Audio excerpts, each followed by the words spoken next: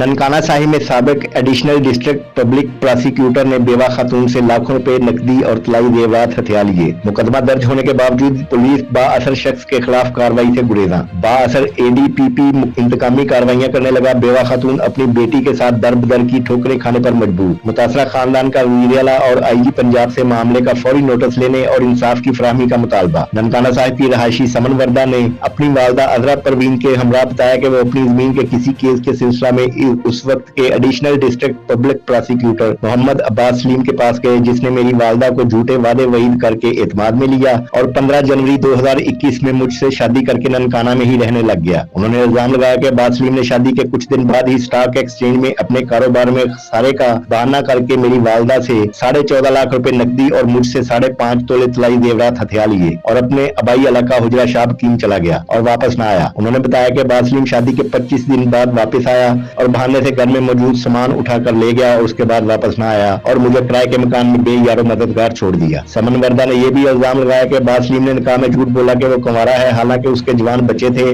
जो उसकी पहली बीवी के हमरा उसके साथ ही रहते थे। उन्होंने बताया कि अब्बास सलीम ननकाना साहिब से तबादला करवा के शाहकोट चला गया, जहां उसने तहसील कचहरी में अदालती अहलमंद इकरा बशीर को ग्रेड 16 में नौकरी का झांसा देकर 4 लाख रुपए हथिया लिए, जिस पर उसके खिलाफ मुकदमा दर्ज किया गया। उन्होंने ये भी इल्जाम लगाया कि अब्बास सलीम ने उसके बाद सांगला हिल और अब कसूर तबादला करवा लिया है, जहां वो लोगों से मुबैना तौर पर फ्रॉड कर रहा है। मुतासरा खानदान का कहना है कि पुलिस बाअसर अब्बास सलीम के खिलाफ कोई कार्रवाई नहीं करती, जिसकी वजह से मुतासरा अफराद और उनके करीबी अजीजों के खिलाफ झूठे मुकदमात और झूठी दरखास्तें देता है ताकि कोई उसके खिलाफ कानूनी कार्रवाई की हिम्मत ना करे। समन वर्दा के मुताबिक अब्बास सलीम ने उसे अब तलाक दे दी है, मगर उसका हक महर और तोहफा में दिया जाने वाला 5 मरले का प्लाट देने से इनकारी है। मुतासरा खानदान का कहना है कि इंसाफ के हसूल के लिए हर फोरम पर जा चुके हैं, मगर कहीं भी इस बाअसर शख्स के खिलाफ कार्रवाई नहीं हो रही। उन्होंने वज़ीर-ए-आला और आईजी पंजाब से मामले का फौरी नोटिस लेने और इंसाफ की फराहमी का मुतालबा किया है।